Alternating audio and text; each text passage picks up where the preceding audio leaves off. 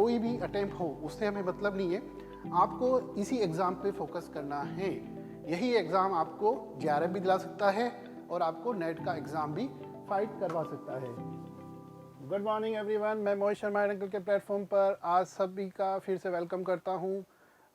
मैं आज 6 दिसंबर को होने वाले पेपर के बारे में थोड़ी सी जानकारी आप लोगों को देना चाहूँगा। UGC 83 सब्जेक्ट्स में UGC 6 दिसंबर से 22 दिसंबर के बीच में अपना एक पेपर जो है UGC नेट का एग्ज़ाम करवा रही हैं।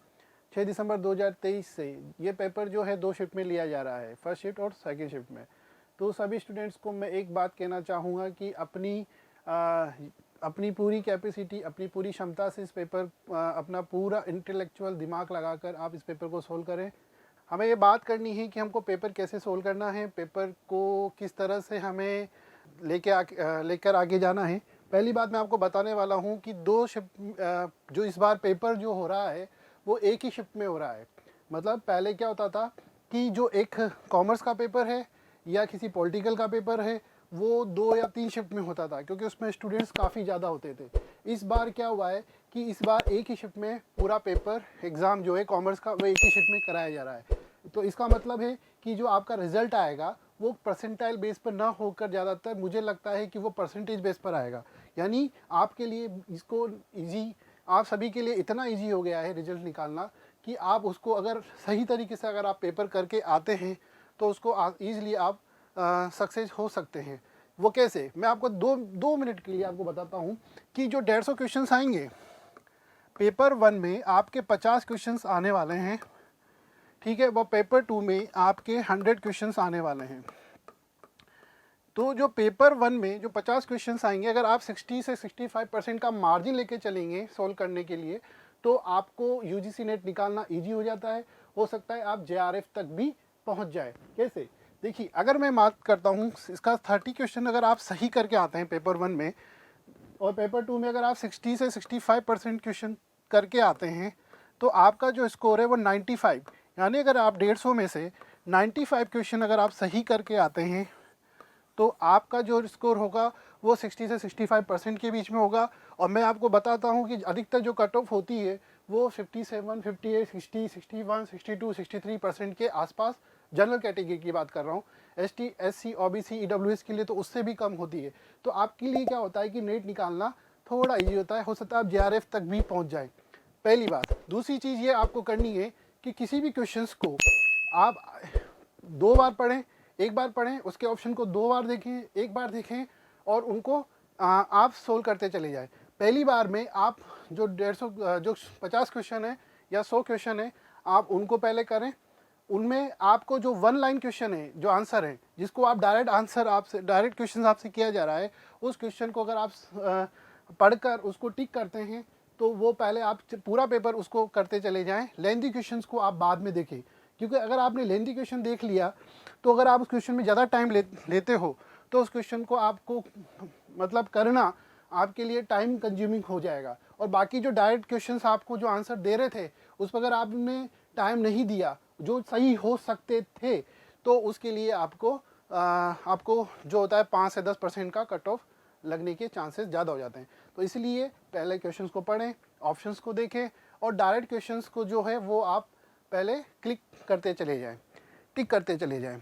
उसके बाद आप एक चीज़ और ध्यान रखें, जो लेंथी क्वेश्चन है उनको बाद में उठाएं ताकि वो क्वेश्चंस में आप टाइम दे सकें। मैं आपको बोल रहा हूँ 3 घंटे का पेपर है और 150 क्वेश्चन है, यानी 2.5 घंटे। अगर एक क्वेश्चन को आप 1 मिनट देते हैं तो 2.5 घंटे में आप पेपर कर सकते हैं, पर हमें 2.5 घंटे में नहीं करना है।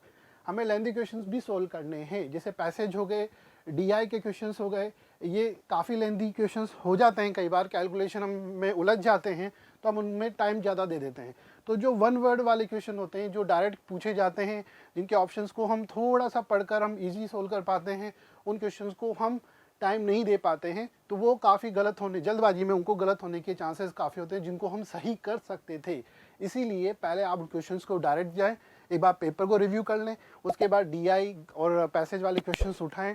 इसी तरह से आजकल पेपर 2 में भी कॉन्सेप्चुअल क्वेश्चंस आते हैं जो पैसेज के फॉर्मेट में आते हैं, उन क्वेश्चंस को भी आप थोड़ा पढ़ने में टाइम लगा सकते हैं। इसलिए पहले डायरेक्ट क्वेश्चंस को पहले सोल्व करें। एक बार पेपर रिव्यू होने के बाद आपको पेपर पूरा रिव्यू हो जाएगा, आपको समझ में आ जाएगा और आप ट्राई करें कि 60 से 65 क्वेश्चंस तक आप सही कर आ जाएं पेपर 2 में, और पेपर 1 में 30 क्वेश्चंस तक आप सही करके आ जाएं, तो आप लोगों के नेट निकलने के चांसेस काफ़ी हद तक पॉसिबल होंगे, संभावित होंगे।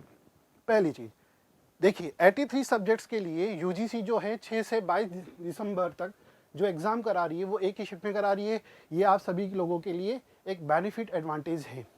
बिल्कुल 100% नेगेटिव मार्किंग नहीं है, 100% आपको एग्ज़ाम देना है, पैनिक नहीं होना है। और आप लोगों को 2-3 चीज़ों का ध्यान रखना है। एग्ज़ाम सेंटर जो है 7 बजे से ओपन हो जाएंगे और 8:30 बजे तक आपको एंटर करवाया जाएगा। इसीलिए पेपर जब 9 बजे स्टार्ट हो रहा है, आपको 8:30 बजे तक एनी हाउ सेंटर पे पहुंचना है फर्स्ट शिफ्ट वालों को, और उसके बाद 9 बजे आपका पेपर स्टार्ट हो जाएगा। तो याद रखें, 2 आपको फ़ोटो ले, इसी तरह से सेकंड शिफ्ट की भी मैं बात कर लेता हूँ। सेकंड शिफ्ट भी आपको 1 से 2:30 बजे तक एंटर करवाया जाएगा और 3 बजे पेपर, मतलब एग्ज़ाम स्टार्ट होने से आधे घंटे पहले तक आपको एग्ज़ाम सेंटर पहुँचना है, एंटर्स लेना है, आपको बैठना है, आपकी सीट जहाँ पे आपकी सीटिंग होगी वहाँ आपको बैठना है। इसके साथ आपको 2 फ़ोटो ले जाने हैं साथ में, एक ओरिजिनल आईडी ले जानी है और एक एडमिट कार्ड आपको साथ में ले जाना है। तो इस तरह से आप 100% फ्री माइंड होकर पेपर दें। और मैं आपसे कहता हूँ, आप हर क्वेश्चंस को फोकस करें, क्योंकि वही क्वेश्चंस आएंगे जो आपने यूजी में पढ़ा होगा, आपकी ग्रेजुएशन में पढ़ा होगा, आपकी पोस्ट ग्रेजुएशन में आपने पढ़ा होगा। अगर आपके कॉन्सेप्ट क्लियर हैं तो आपको नेट निकालने से कोई नहीं रोक सकता। कई स्टूडेंट्स के लिए 2 से तीसरा अटैम्प्ट हो सकता है, कई स्टूडेंट्स के लिए पहला अटैम्प्ट है। इसीलिए मैं आपको कह रहा हूँ, कोई भी अटैम्प्ट हो उससे हमें मतलब नहीं है, आपको इसी एग्ज़ाम पे फोकस करना है। यही एग्ज़ाम आपको जेआरएफ भी दिला सकता है और आपको नेट का एग्ज़ाम भी फाइट करवा सकता है। तो सभी स्टूडेंट्स, जो भी एक्सपीरियंस जो स्टूडेंट, सभी यूजीसी एक्सपीरियंस के लिए all the best, wish you all the best for UGC NET exam December 2023। इसी साथ मैं आप सभी को विशेष देना चाहता हूं और आप कूल माइंड होकर अपना पेपर करें।